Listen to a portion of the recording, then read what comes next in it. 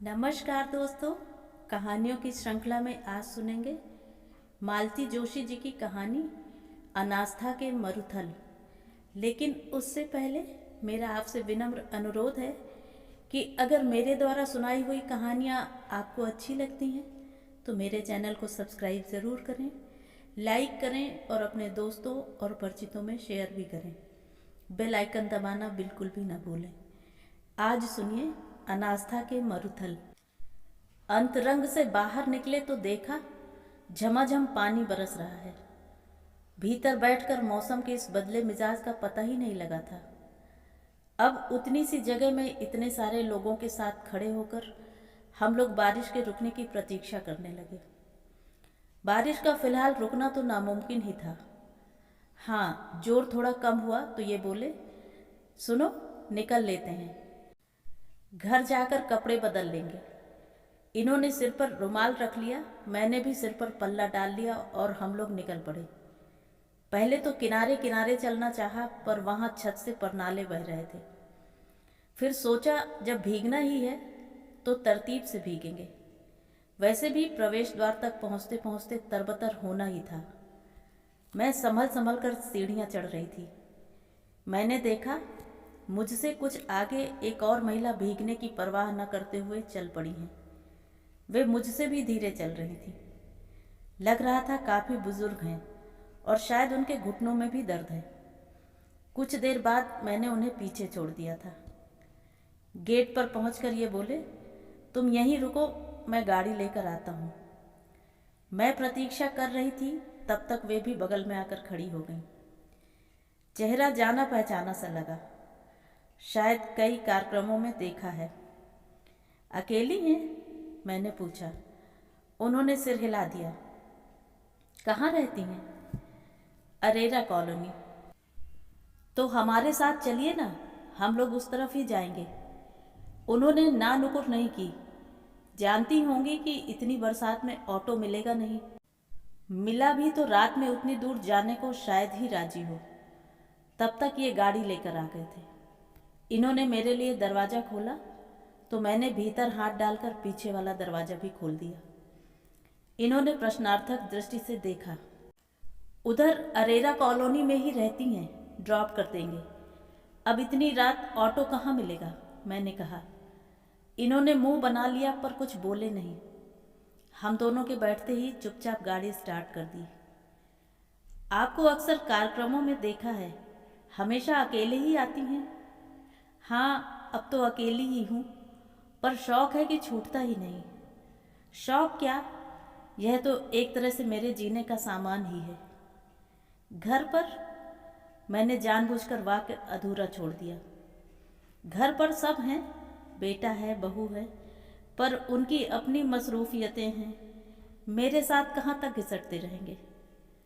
फिर पीढ़ी का अंतर है। उनके शौक अलग, पसंद अलग। उनकी आवाज़ खनकदार थी, उच्चारण भी एकदम साफ सुथरा।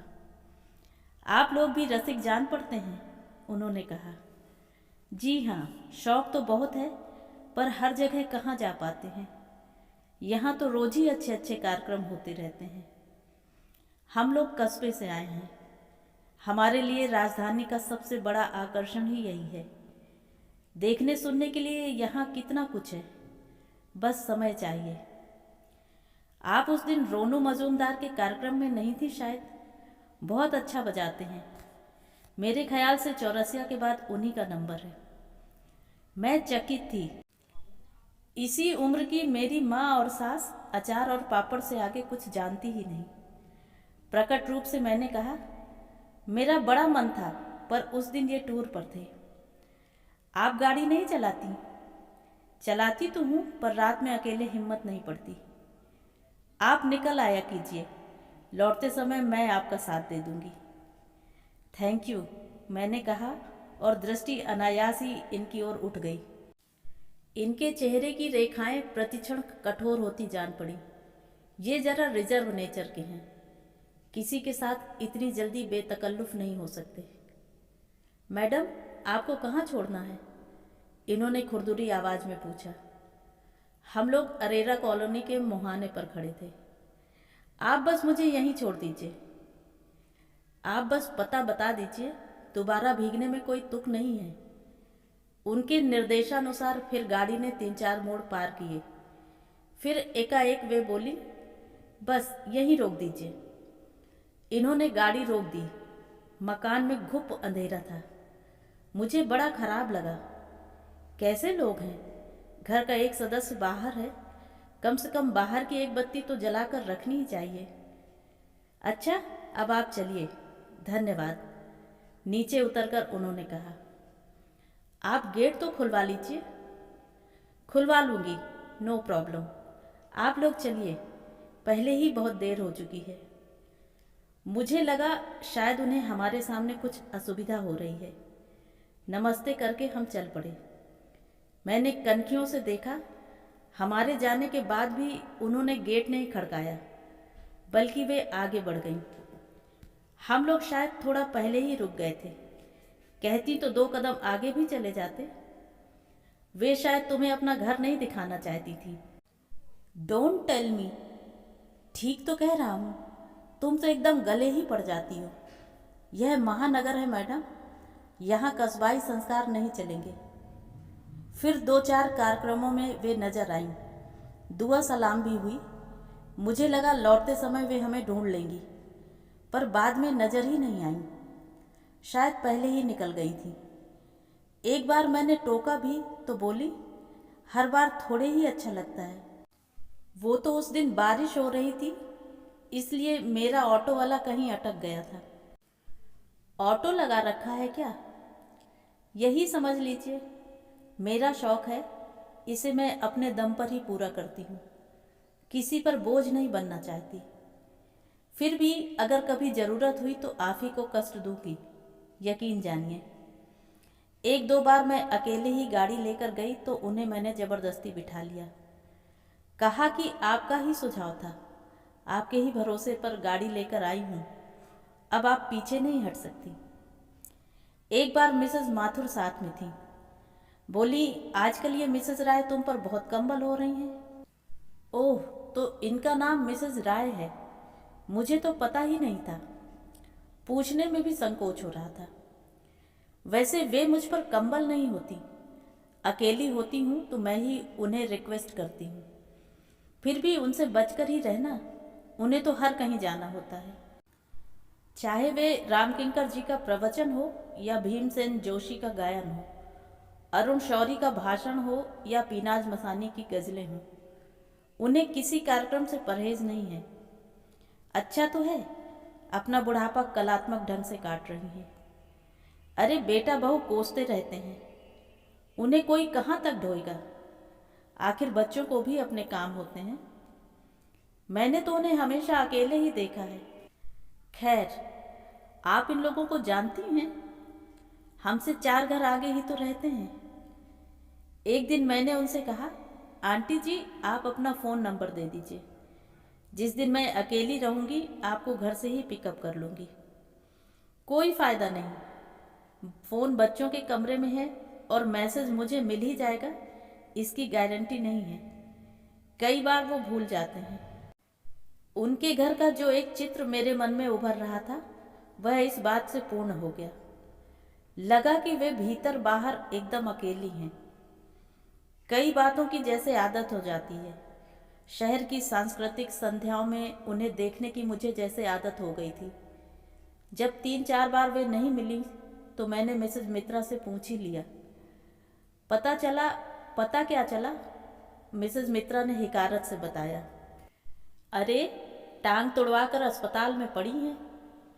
सुनकर बुरा लगा। इस उम्र में फ्रैक्चर, वह भी पैर का, बहुत मुश्किल से ठीक हो पाएगा। उनका घूमना फिरना तो शायद हमेशा के लिए बंद हो जाएगा। किसी तरह उनका पता ठिकाना मालूम किया। किसी प्राइवेट नर्सिंग होम में एडमिट थी। रूम नंबर पता करके एक दिन पहुंच ही गई। दरवाजे पर ही एक सुदर्शन युवक से सामना हो गया। क्या काम है? उसने रूखे स्वर में पूछा। मेरा तो उल्टे पैरों लौट आने का मन हो गया। फिर भी संयत स्वर में कहा, काम क्या होगा, तबीयत देखने आई हूँ। आपको पहचानती हैं वे? शायद। भीतर जाने देंगे तभी तो पता चलेगा। बड़ी मजबूरी में उसने दरवाज़ा छोड़ा। भीतर जाकर देखा, बिस्तर पर वे निढाल पड़ी थीं। मुझे देखकर उनके श्रांत क्लांत चेहरे पर एक छीड़ सी मुस्कुराहट आई। बेटे को बुलाकर उन्होंने मेरा परिचय करवाया। श्री मान जी का नाम सुनते ही उनके चेहरे की रेखाएं कुछ ढीली हुई, पर मेरा चेहरा तन गया। सोच लिया कि इस इंसान से अब बात नहीं करनी है। कुछ देर तक मिजाज पुरसी करने के बाद मैं उठ खड़ी हुई। उन्होंने छीड़ स्वर में कहा, कुछ किताबें हो आपके पास तो भिजवा सकेंगी? पढ़े पढ़े बोर हो रही हूँ। मैंने दूसरे ही दिन नौकर के हाथ पुस्तकें भिजवा दी, पर मन नहीं माना तो 4 दिन बाद खुद पहुँच गई। साथ में 4-6 कैसेट्स थीं और हेडफोन सहित मेरा छोटा सा कैसेट प्लेयर भी। वे बहुत खुश हुई। मेरे दोनों हाथ अपने हाथों में लेकर बोली, पिछले जन्म में आप जरूर मेरी बेटी रही होंगी। इसी जन्म में मान लीजिए ना। फिर तो जैसे नियम ही हो गया। हर 2-3 दिन बाद मैं अस्पताल पहुंच जाती। कभी फल, कभी पत्रिकाएं, कभी कोई हल्का सा नाश्ता, कभी एकाध उपन्यास। वहां खाली हाथ जाना अच्छा ही नहीं लगता था। इस बीच एकाध 2 कार्यक्रमों में जाना हुआ तो बराबर उनकी याद आती रही। कार्यक्रम का रस नहीं ले सकी। मन के तार कब किससे जुड़ जाएंगे कोई नहीं जानता। एक बार मैं उठने लगी तो उन्होंने हाथ जोड़कर कहा, परसों नरसों शायद मैं घर चली जाऊंगी। उससे पहले एक आध बार दर्शन दीजिएगा। दर्शन की चिंता क्यों करती हैं? मैंने उनके हाथ पकड़कर हंसते हुए कहा, मैं घर आकर दर्शन दे जाया करूंगी। नहीं, वहां नहीं। उनका नहीं मेरे कानों पर हथौड़े की तरह पड़ा। इतनी उत्तेजना की, कठोरता की तो कोई जरूरत नहीं थी। मैंने धीरे से उनका हाथ छोड़ दिया। उन्होंने दोबारा मेरे हाथ थाम लिए। उनका चेहरा भी अब सामान्य हो गया था। सौम्य शब्दों में बोली, मैं नहीं चाहती कि मेरे अपनों का मेरे घर पर अपमान हो। मैं क्या बोलती, चुपचाप बैठी रही। थोड़ी देर बाद उन्होंने पूछा, तुम्हारे बच्चे नहीं है ना? मैं चौंकी। वे कितनी सहजता से आपसे तुम पर उतर आई थी। आपको कैसे पता चला? हम लोग इतनी बातें करते हैं पर कभी बच्चों का जिक्र नहीं चला ना, इसलिए। बच्चे नहीं हैं पर मुझे कोई मलाल नहीं है। मैंने अपने जीवन को इतनी सारी चीज़ों से भर लिया है कि सोचने का समय ही नहीं मिलता। वह सोच करने लायक बात है भी नहीं। बच्चों का ना होना उतना दुखदाई नहीं है, पर बच्चों के होते हुए अकेले पड़ जाना ज़्यादा कष्टप्रद है। मैंने उनकी ओर देखा। चेहरा दर्द से जैसे पुता हुआ था। फिर भी मैं अपनी उत्सुकता नहीं रोक पाई। आप बुरा न माने तो एक बात पूछूं? मैं इतनी बार यहाँ आई हूँ पर आपकी बहू को कभी नहीं देखा। बेटे को भी बस उसी दिन देखा था। ऑपरेशन वाले दिन दोनों आए थे। अब बेटा कभी कभार चक्कर लगा जाता है। और उनके बच्चे, वे भी तो दादी को देखने आते होंगे। उन्होंने कोई जवाब नहीं दिया। बैठी थी सो लेट गई, जैसे बहुत थक गई हूँ। मुझे अपने पर शर्म हो आई। नाहक उनकी दुखती रग को छू लिया। मैंने धीरे से सॉरी कहा और चली आई। 2-3 दिन वहां जाने की हिम्मत नहीं जुटा पाई, पर फिर डर लगा कि अगर वे घर चली गईं तो फिर मुलाकात ही नहीं हो पाएगी। मैंने नर्सिंग होम फ़ोन करके पता किया, अभी वे वहीं थीं। फिर मैंने उनके लिए फेयरवेल का सामान जुटा लिया। आशा पूर्णा देवी और शिवानी जी के पूरे कैसेट्स खरीदे। बशीर बद्र, जावेद अख्तर, शाहिर और दुष्यंत कुमार के गज़ल संग्रह खरीदे। पंडित जसराज, भीमसेन जोशी, कुमार गंधर्व, मालिनी राजुरकर, परवीन सुल्ताना के कैसेट्स खरीदे। नितिन मुकेश के गाए हुए सुंदरकांड का पूरा सेट लिया। 2 खूबसूरत गिफ्ट पैक बनाए। 2-3 पैकेट मसाला सुपारी के, नींबू बटी के पाउच भी रख लिए। काफ़ी सामान हो गया था, फिर भी जैसे मेरी तृप्ति नहीं हो रही थी। उस दिन उन्हें उदास छोड़कर आई थी। सोचा था आज जाते ही उन्हें खुश कर दूंगी, पर वहां जाकर मेरा ही मूड खराब हो गया। उनके सुपुत्र वहां विराजमान थे। वे भी मुझे देखकर बहुत खुश नहीं हुए। चेहरे पर वही मनहूसियत बरस रही थी।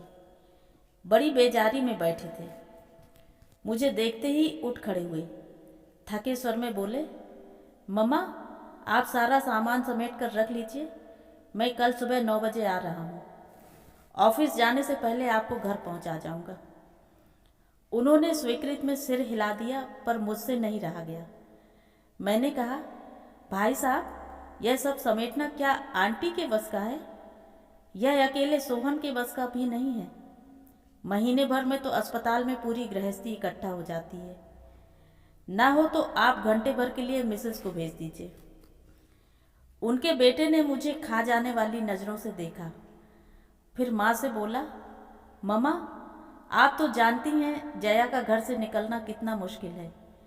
आपका कमरा ठीक करना है, आपके लिए स्पेशल पलंग मंगवाया था, उसे फिट करना है, आपका बाथरूम चेक करना है। कोई बात नहीं बेटा, उन्होंने सहज स्निग्ध स्वर में कहा, सोहन सब कर लेगा। उसे मालूम भी है कौन सी चीज़ कहाँ रखी है। तुम अब निकलो, बच्चे राह देख रहे होंगे। बेटा जैसे इस आदेश की प्रतीक्षा में था, फौरन उठकर चल दिया। कमरे में जब हम दोनों ही रह गईं, तो मैंने कहा, आंटी घर जा तो रही हैं, पर वहाँ आपकी तीमारदारी कौन करेगा? बहू तो यह सब करने से रही, और सोहन से आप करवा नहीं सकती। सोहन से कैसे करवाऊंगी? बूढ़ी हूँ तो क्या, औरत तो हूँ। इसीलिए मैं यहाँ 8-10 दिन ज़्यादा रह ली। मुझे तो पिछले हफ्ते ही छुट्टी मिल रही थी, पर मैंने मना कर दिया। कहा कि ऐसी असहाय अवस्था में घर नहीं जाऊंगी। कम से कम मुझे अपने पैरों पर खड़ा तो हो लेने दो। यह आपने ठीक किया। शक्ति तो धीरे धीरे आएगी, पर आत्मविश्वास तो आना चाहिए। पर इसी बात पर बेटा जी बहुत नाराज हो गए। क्यों? अरे नर्सिंग होम में रहना कोई मजाक है? 500 रुपया रोज तो कमरे का ही है। इसके अलावा दवाइयाँ, नर्सिंग अलग, ऑपरेशन का खर्च तो अलग ही होता है। वह तो उसी समय वसूल लिया जाता है। बेटे ने साफ कह दिया कि ऑपरेशन की फीस मैंने चुका दी थी, अब बाकी का तुम भुगतोगी। मैं हैरान रह गई। कोई संतान इतनी संवेदना शून्य हो सकती है? पता नहीं क्यों मैंने एकदम पूछ लिया, आंटी क्या आप इनकी सौतेली माँ हैं? नहीं, पर पिता जरूर सौतेले थे। पर बेटे को उनसे कोई शिकायत नहीं है। प्रेम से उनका नाम लगाता है, उनकी कोठी में ठाठ से रहता है, उनके रुपयों पर ऐश करता है। बस माँ को चरित्रहीन समझता है। क्या बात करती हैं? सच कह रही हूँ। उसका कहना है कि देश में लाखों औरतें पति के नाम पर जिंदगी गुजार देती हैं, नौकरी करके बच्चे भी पाल लेती हैं। आप ऐसे त्याग और तपस्या की जिंदगी क्यों नहीं बिता सकी? दूसरी शादी करके आपने सिर्फ अपना भला किया, पर मेरा घर परिवार, आत्मीय स्वजन, कुल गोत्र जाति सब कुछ छीन लिया। अब उसे क्या बताऊं कि सबकी परिस्थितियां समान नहीं होती। मेरे घर में 4 देवर थे, चारों ही गबरू जवान। एक तो उम्र में मुझसे भी बड़ा था। सास अपाहिज खटिया से लगी हुई थी। पति की मृत्यु के बाद मैं 4 महीने वहां रही, पर एक रात भी चैन से सो नहीं सकी। डर के मारे पूरी पूरी रात बैठी रहती। जरा सी आहट पर चौंक उठती। हार कर पिता के घर लौट आई। पिता की छोटी सी नौकरी थी और हम 6-7 भाई बहन थे। मेरी शादी करके माँ बाप अभी थोड़े सुस्ता रहे थे कि साल भर का बच्चा लेकर मैं वापस आ गई। ऐसे में मेरा स्वागत क्या होता? मुझे भी लगा कि मैं भाई बहनों के मुंह का कौर छीन रही हूँ। पति की नौकरी का थोड़ा सा पैसा था, कुछ बीमे की रकम थी। दोनों पक्षों की आंख उसी पर थी, पर दौड़ धूप करने कोई आगे नहीं आया। जिसने मदद का हाथ बढ़ाया वही शक के घेरे में आ गया। अविवाहित होना ही उनका सबसे बड़ा जुर्म था। फिर हमने तंग आकर उस शक को सच में बदल दिया।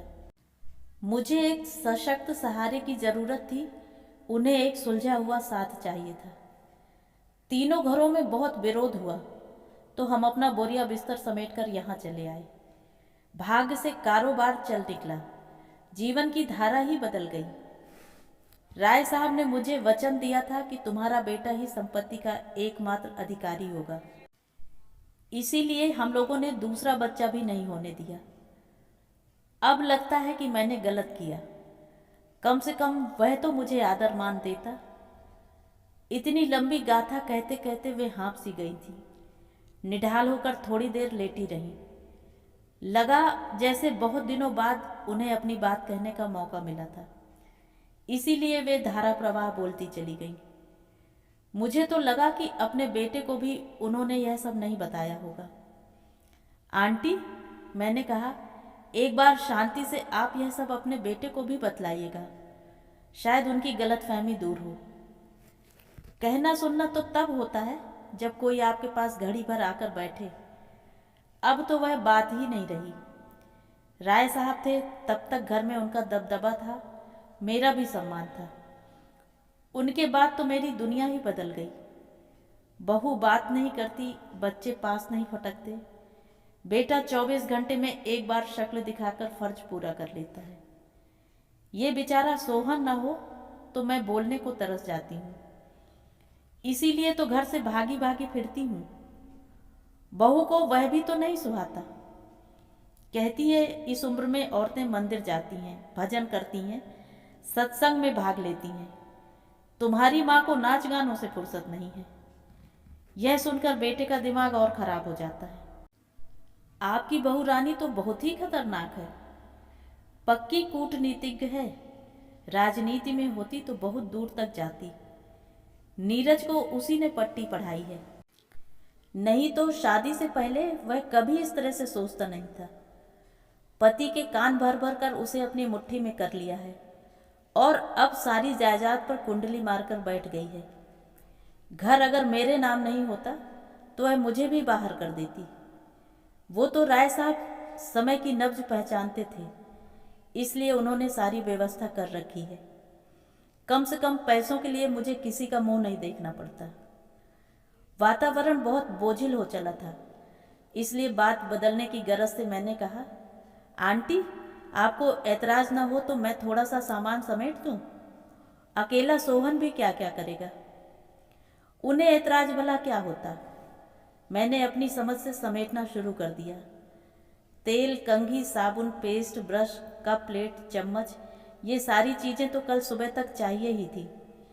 उन्हें छोड़कर बाकी सामान इकट्ठा कर लिया और पॉलीथीन की थैलियों में भरकर रख दिया।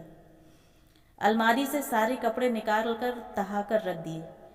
फिर मैंने कहा, आंटी, ये चादर और गिलाफ शायद घर की हैं ना, इन्हें भी निकाल लेते हैं, नहीं तो सुबह जल्दी में छूट जाएंगी। आज रात आप अस्पताल की चादर से काम चला लीजिए। मैंने उन्हें सहारा देकर उठाया और कुर्सी पर बिठा दिया। चादर घड़ी करके रख दी। जैसे ही तकिए का गिलाफ उतारा, नोटों की एक गड्डी टपक पड़ी। ये क्या है आंटी? अस्पताल का बिल है। श्रवण कुमार जता गए थे, इसलिए मैंने तय कर लिया था कि पैसे मैं ही दूंगी और अपने हाथ से दूंगी। लेकिन पैसे संभाल कर तो रखा कीजिए, इतने सारे पैसे आपने खुले में रख छोड़े हैं।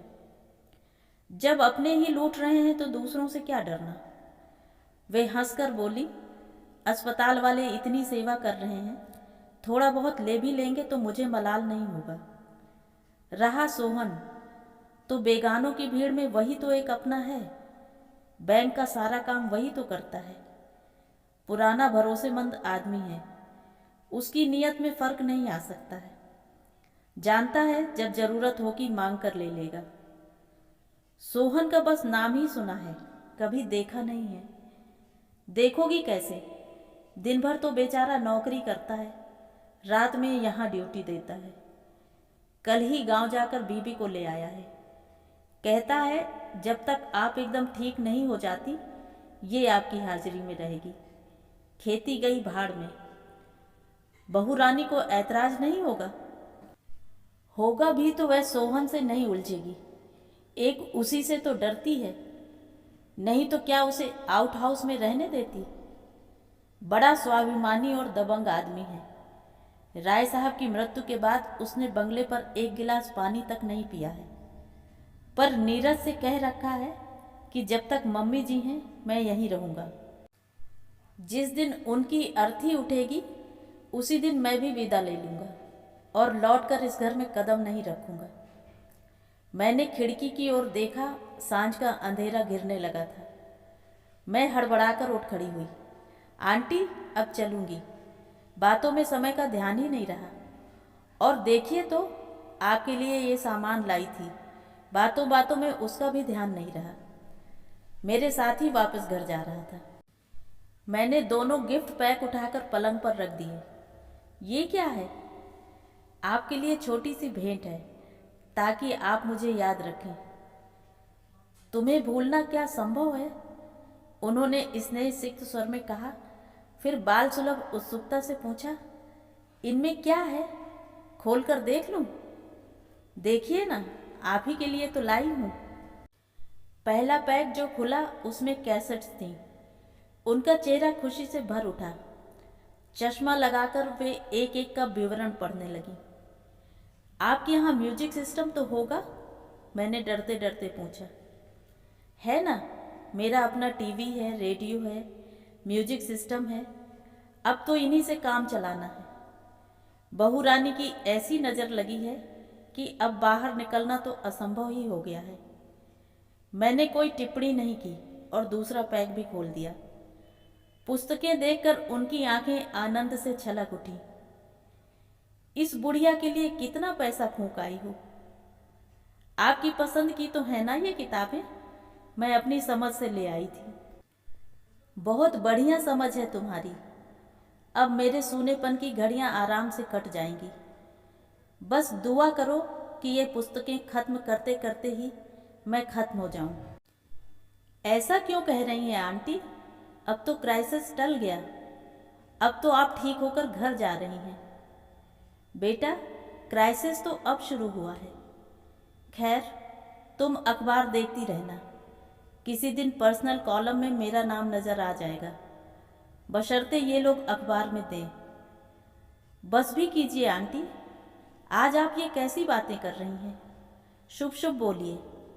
मैंने उन्हें मीठी सी झिड़की दी, पर चाहकर भी यह नहीं कह सकी कि आंटी, अभी तो आपको बहुत जीना है। मैं जानती थी कि ये उनके लिए शुभकामना नहीं, बद्दुआ होगी, अभिशाप होगा। तो ये थी कहानी। कहानी आपको कैसी लगी? कमेंट करके ज़रूर बताएं।